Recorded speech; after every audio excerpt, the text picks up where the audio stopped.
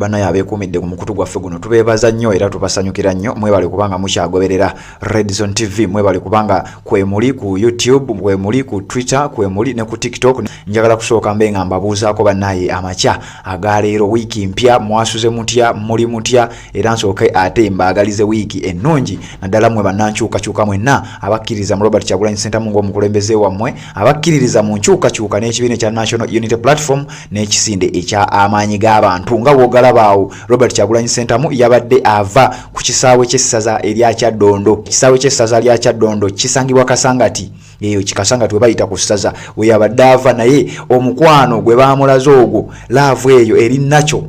katambyako kenjagadde okubanga nkeererako olwaleero ate mbeerenga nako tukakolako comment nga we twakusuubiza nti ffe tukuweereza buli kintu kyonna ekyekuusa oba ekikwata ku nkyukakyuka ekikwata ku Robert Kyagulanyi Ssentamu n'ekibiina ekya National Unity Platform wamu n'ekisinde ekya People Power ne bannayuganda bonna abakkiririza mu nkyukakyuka ne Robert Kyagulanyi Ssentamu nga pulezidenti waabwe Ssebambulidde Patrick nze mbeerangawo wano ku Red Zone TV okubanga nkuweereza ate naba kubanga ogisubscribingako kyenkusaba genda ku YouTube yo teekamu Red Zone TV osubscribinge ku channel eyo okwate ku kide ekya notification yaberenga tomisinga bubaka bonna banaye ekyo ekintu muyinza okirabanga ekiri mayina naye njagadde nkireetere mu budde bwe bumu nga n'omukulembeze oli eyeewaŋŋamya mu ntebe eyabba obuwanguzi bwa Robert Kyagulanyi Ssentamu ng'ate mu budde bwe bumu naye ataddewo embeera eraga nti yeekweka abantu ataddewo embeera eraga nti ayina abamunoonya ataddewo embeera eraga nti tali safe kati gwe nange awo twagala ate tubeere nga tufuna okulowooza okw'enjawulo twandibadde tufuna okufumiitiriza okw'enjawulo okwawukanako kwa bulijjo kubanga ekyo ekifaananyi ekyo nga wookiraba awo kikulaga ki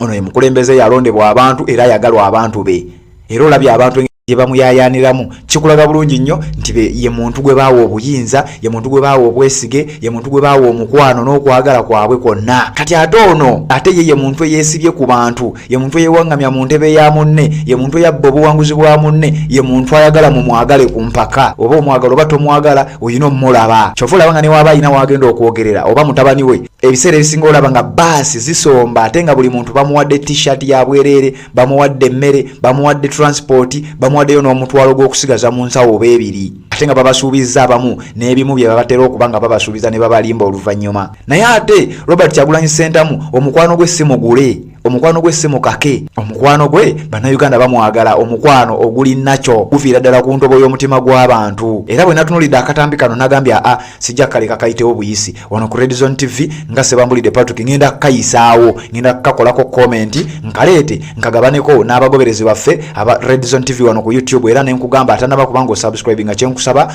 genda ku YouTube yo teekamu Red Zone TV osubscribinge ku channel yaffe eyo okwate ne ku kideeke kya notification obeere nga tomisinga bubaka bwonna Ssebambulidde Patrick nze mbeerangawo nga nkuweereza njagadde nkuleetere ne kino ekifaananyi ekyo oyo gwolaba ye Yoweri Kaguta Museveni era naye yayagalwako tetugamba nti mubi nnyo okuva we yazaalibwa yayagalwako yaliko kko naye ng'abantu bamuyinamu essuubi naye bwe yamala okulimbalimba abantu bwe yamala okubba abantu bwe yamala okutta abantu bwe yamala okutulugunya abantu bwe yamala okukola buli kikolobero kyonna kye wali olowoozezaako ekya sitaani ekikolobero kyonna kye wali olowoozezaako eky'omuyeekera byonna abikoze kati abantu bamugyamu essuubi abantu bamulaba ng'ekizibu mu Uganda abantu bamulaba ng'ekibonerezo abantu bamulaba ng'ekibonoobono oyo ye Yoweri Kaguta Museveni bw'atyo bwe yali ng'abantu bakyamuyinamu essuubi naye kati olwaleero ate bw'ati bw'atambula luli yatambula nga yeeyagala nga n'abantu bamwagala nga tafaayo ne bamuvuga ne ku booda nga w'omulabaawo kati olwaleero oyo atambula yeekweka ekintu kino tuyinza okitwala ng'ekintu ekiri mayina naye tekiri mayina kubanga nze nkulaza ebifaananyi byombiriri nkulaza ekifaananyi nga Museveni akyayagalwa abantu nkulaza ekifaananyi nga Museveni bamuvugako ne ku piki mu bantu oyo ye Museveni gwe baavuganga mu bantu kati ssaawa zino oyo ye Museveni ali mu kutyata abantu ate nga mu buli ngeri yonna atya bantu kubanga ebbanga lyonna Museveni abaddengawo nakugambye Museveni alina SFC Museveni alina UPDF Museveni alina police Museveni alina ISO alina n'ebyokwerinda bye tutamanyi alina intelligence gye tutamanyi ffe abantu ba bulijjo kitegeeza ye muntu yandibadde ali safe highly protected naye ate kisinga okwewunyisa olw'okuba yabba akalulu k'abantu kati kyova olaba nga ye embeera mwatambulira kati ate omukulembeze bw'ati bwe yandibadde nga Robert Kyagulanyi Ssentamu bw'omulabaawo abantu bamuyayaanira nga ne Museveni we baamuyayaaniranga naye kino kikuwa kyakuyiga ki abalwanirira enkyukakyuka temuzikiza luno olutalo terunnaggwa temuzikiza ate bino biina kubanga bitwongera bwongezi maanyi olw'ensonga kye tugoba tukirabako buno bonna bubonero obulaga nti gavumenti egwa buno bonna bubonero obulaga nti omuntu ayongera kunama kubanga jukira bakugamba enkima gyekoma okuwambuka gyekoma n'okunama kati Museveni gyakoma okulwawo buli lunaku lwayongera okubanga akyesisigiriza mu ntebe enzibe buli lunaku lwakoma okubanga yesigiriza mu ntebe etaliiye buli lunaku lwakoma okubanga ayongera okunyigiriza Munnayuganda buli lunaku lwakoma okwongera okubanga ateekawo embeera etunyigiriza etukuumira mu bwavu etukuumira mu kutulugunyizibwa naye yennyini gyakoma okukunama banji kuffe tukyali bavuuka emyaka gikyali ku saidi yaffe nga Julius Malema bwe yakyogera myaka gikyali ku saidi yaffe ate nga n'ekyo eky'emyaka ekitadde ebbali omusajja emyaka mitono nnyo agenda kuba takyaliwo ono Muhoozi mutabani we tatulumya mutwe tumeketa mbazzi ng'oleeta bikolokomba enkonge gye tunyenyeza ne tugitema emirandira yeyo gy'olabaawo Yoweri Kaguta Museveni eyakunamye okutuuka ku eyo extent ey'okugira mu keegi ng'embwa kati awo kyenkugambira gwagobera Red Zone TV wano ku YouTube nti kati kyetugoba tukirabako gye tulaga tulabayo enkyukakyuka mu ggwanga Uganda essaawa yonna tugenda girabako wabula tukiipinge amaaso gaffe ebirowoozo byaffe obwongo bwaffe nga buli open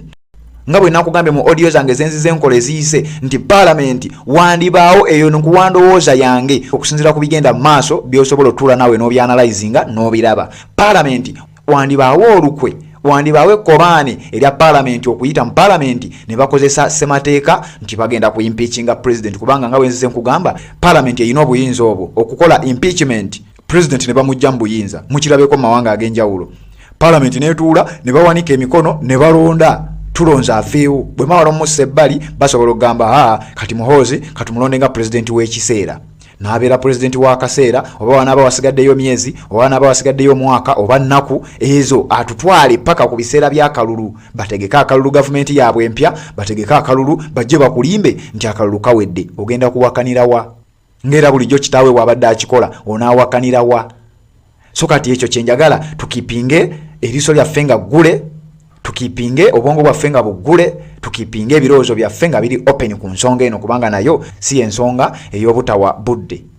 Red Zone TV kwoli saagala nsukewo wano kano kabadde kalowoozo kange saagadde katuyiteko badde njagala akantu kano tukakoleko comment tubenga ate tweyongera programu zaffe zikyagenda mu maaso eza buli lunaku tukyakuweereza wano ku Red Zone TV Sebambulidde Patrick nze mbeerawo Red Zone TV era nkusaba atanaba kubanga osubscribing ogende osubscribing ku YouTube channel yaffe eyo teeka mu Red Zone TV osubscribing okwate ne ku kideeche kya notification obeere nga tomissinga bubaka bwonna